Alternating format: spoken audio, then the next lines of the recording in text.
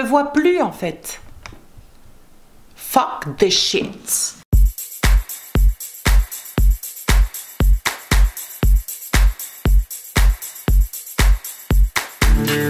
Hola YouTube, bienvenue sur la chaîne Grain de Beauté. Aujourd'hui je vous retrouve pour une vidéo haul maquillage. J'ai fait pas mal d'achats ces quelques derniers mois et je voulais tout vous présenter. Let's go, c'est parti. On va essayer de faire rapide puisque c'est la troisième fois que je tourne cette vidéo.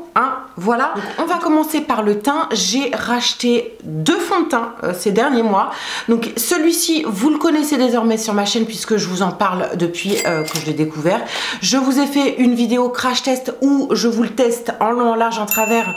Donc je vous invite à aller jeter un œil. Ici, j'ai opté pour la teinte 200, la sable doré, et effectivement, elle me convient plutôt bien en ce moment. C'est d'ailleurs la teinte que je porte actuellement. Suite à l'essai de différents échantillons, j'ai craqué pour le faux filter de chez Huda Beauty qui est méga archi connu, sauf que moi je ne l'avais jamais testé encore. En ce moment j'ai envie de tester pas mal de produits teint et des nouveaux fonds de teint, ou du moins des fonds de teint que je n'ai jamais testé. Je cherchais une haute couvrance et une très longue tenue. Celui-ci a fait partie, voilà, des différents fonds de teint qu'il me fallait tester. J'ai adoré le rendu de ce produit en échantillon. J'ai fini par craquer. La bonne nouvelle, c'est que je l'ai eu pour 27 € chez Sephora puisque les 25% pouvaient s'appliquer sur la marque Huda Beauty. Donc ça, c'est une excellente nouvelle. Franchement, moins de 30 € pour un bon fond de teint, je trouve ça vraiment correct pour ma part. J'ai opté pour la teinte Custard 220N, mais j'ai la teinte 210B Shy qui me convenait parfaitement. D'ailleurs, j'ai archi méga galéré pour trouver ma teinte sur le faux filter. J'avais essayé différentes teintes, j'étais revenue dessus, ça me convenait pas. Et puis chez Sephora, on peut pas essayer plus de 2 teintes. Donc bref, je crois que j'ai mis 9 mois à trouver ma teinte. C'est un fond de teint que j'ai adoré quand je l'ai découvert, quand je l'ai acheté au départ, etc. J'ai d'ailleurs commencé à vous en faire une revue crash test qui viendra par la suite sur la chaîne, sauf que au fil du temps je me suis rendu compte que il y avait des petits détails qu'il fallait noter et dont je voulais vous parler. Donc je vais encore me laisser le temps de le tester encore et je vous en parlerai prochainement sur la chaîne, donc restez connectés. J'ai recraqué pour mon correcteur chouchou, le Shape Tape de chez Tarte. Je l'ai racheté pour avoir du stock tout simplement. Ici j'ai opté pour la teinte 34S Medium Sand. C'est une teinte qui se rapproche un maximum de ma carnation. Ça ne va pas du tout éclaircir le dessous de mon œil. Ici vous voyez, j'ai le Born This Way de chez Too Faced qui est légèrement trop clair. Ça va, j'arrive à m'en sortir, mais j'avoue que je suis moins à l'aise avec le fait d'éclaircir un peu trop le dessous de mon œil. Celui-ci, je vous le teste dernièrement dans une vidéo justement où je vous compare le Tarte et le Too Faced. Donc allez voir ça si ça vous intéresse. Ensuite, j'ai deux rouges à lèvres à vous présenter, deux rouges à lèvres de chez MAC. Il y en a un que je porte actuellement qui se présente en version mini. C'est le Russian Red. Pourquoi le Russian Red? C'est un indispensable a priori chez MAC et c'est un produit que je n'avais encore jamais testé.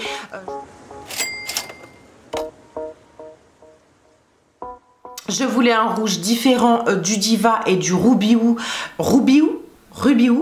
Je ne sais pas pourquoi j'avais envie d'un autre rouge. Donc j'ai été en boutique, j'ai été les swatcher. Je me suis dit je vais partir sur une version mini au cas où je serais déçue. C'est le rouge que je porte actuellement qui est ma foi joli. C'est un simple rouge, mais je trouve que je sais pas comment vous expliquer. C'est pas un rouge qui me plaît. Voilà. Parfois, on ne peut pas expliquer tout. Les goûts et les couleurs, de toute façon, ça ne se discute pas. Moi, j'aime bien mélanger le Diva et le Ruby Woo ensemble et j'espérais à ce que celui-ci fasse justement cet effet-là. Or, je trouve que ça fait pas tout à fait l'effet que je cherche. Il est joli, il est pas... Enfin, ça reste un rouge, mais c'est pas un rouge qui me va. Donc, ici on a le Diva, ici le Ruby Woo et ici le Russian Red. Voilà, je ne sais pas si vous voyez une différence. Et ici nous avons le Ruby Woo et le Diva ensemble. Voilà. Si vous également vous hésitez sur une teinte chez MAC, optez pour les versions mini. Ça vous évitera de dépenser plus de 22 € je crois dans un rouge à lèvres et de vous tromper sur la teinte. Deuxième rouge à lèvres chez MAC. Cette fois-ci je ne l'ai pas acheté, je ne l'ai pas volé, je l'ai eu en back to MAC. J'ai ramené 6 contenants vides chez MAC et je suis repartie avec un petit rouge à lèvres gratuitement.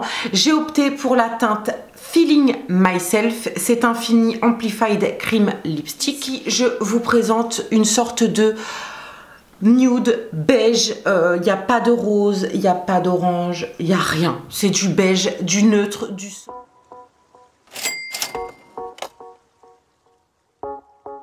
C'est une teinte que j'ai énormément eu de mal à trouver. Pour vous dire que les nudes, il y en a des millions, mais encore faut-il trouver le bon nude. Ici, c'est un nude que j'ai longtemps porté et que j'ai même fini. J'ai vraiment été creuser le rouge à lèvres parce que c'est une teinte que je ne trouvais nulle part ailleurs. Tout est une question de nuance, tout est une question... Voilà, je suis très à cheval et très pointue sur les nuances de couleurs. Je me revoilà pour continuer la vidéo puisqu'il y avait un bout de vidéo manquant. Donc, nous sommes...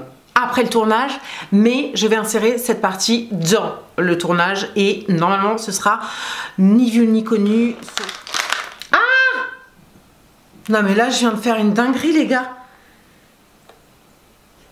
Il y a tout qu'à lâcher.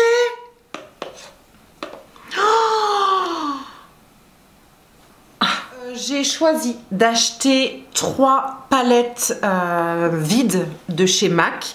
Elles m'ont coûté 10 € l'unité et ce sont les palettes simples, vous voyez, avec le couvercle transparent. Donc j'ai choisi d'en acheter 3, hein, je les ai pas achetés en même temps d'ailleurs. Je voulais savoir ce que ça donnait en termes d'adhérence au niveau des aimants. Parfois ça adhère bien, parfois ça n'adhère absolument pas. Donc j'ai acheté pour se faire des feuilles aimantées sur Amazon que j'ai été collée dans le fond de la palette et que j'ai également ajouté à chacun des fards qui ne collaient pas. Faut croire que là je m'y suis prise comme un pied puisque mes fards ont fini par bouger et ont fini par casser.